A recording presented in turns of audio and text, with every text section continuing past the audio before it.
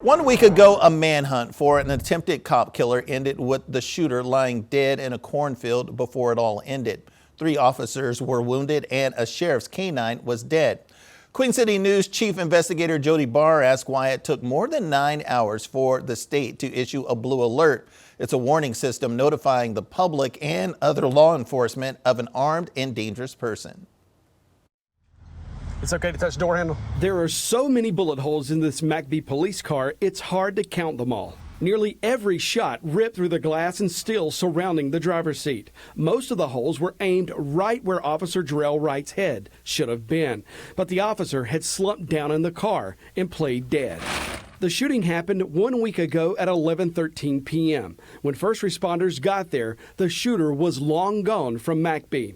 But the public never knew SLED was on the hunt for an armed and dangerous man until more than 9 hours passed. We asked the State Law Enforcement Division a simple question: why? The state has a Blue Alert program designed specifically for cases like this. SLED's reason: the alert process was overly burdensome. The timeline shows by 2:57 a.m., 3.5 hours after the shooting, SLED knew who they were looking for and what he was driving. An hour and a half later, agents were at the courthouse getting an attempted murder warrant. Right after that, SLED issued a statewide alert, only to law enforcement, warning other officers of an armed and dangerous man. It wasn't until 7:05 a.m., nearly 8 hours after the shooting, that SLED first considered issuing a blue alert, but didn't.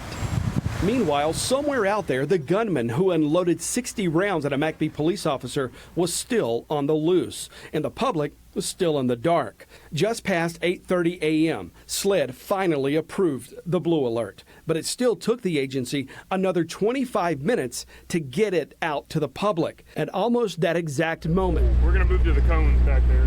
a Lee County deputy and a state wildlife officer were about to face off in a shootout with attempted cop killer Alston Modlin.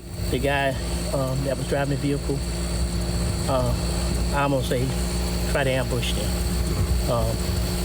Got out of the vehicle and started firing at the officers that were behind him. Lee County Sheriff Danny Simon said the hail of bullets Modlin fired there set this canine patrol car on fire. Sad thing about it is, if you got a K9 in the car, the patrol vehicle was actually hit and engulfed in flame, and I lost a K9 officer in the result of it. When we got to the scene, Alston Modlin was lying dead in this Lee County cornfield.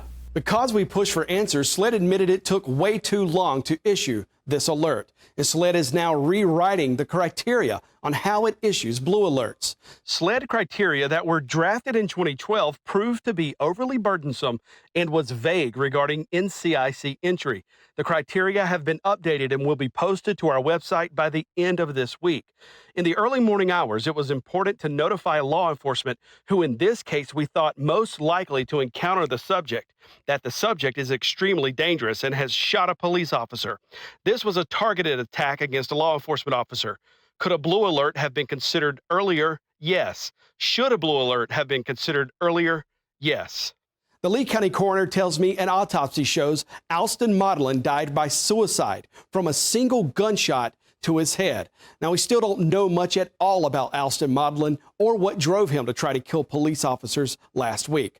Because a SLED agent fired his weapon in the Lee County shootout, the Horry County Police Department is investigating that end of this. That Horry County Police investigation is not yet finished.